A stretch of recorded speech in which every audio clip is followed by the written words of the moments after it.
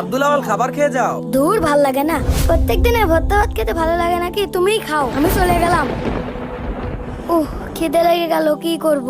আরে ওই ভাইটা মনে হচ্ছে চিপস খাচ্ছে, যাই দেখি আমাকে দেয় নাকি। ভাইয়া আমাকে একটু চিপস দেবেন, খুব ক্ষুধা পেয়েছে। আচ্ছা এই নাও খাও। ধন্যবাদ ভাইয়া। চিপস খেয়ে নি। আরে রক্ত, ওরে বাবা রে, উফ, গলাটা শুকিয়ে গেল।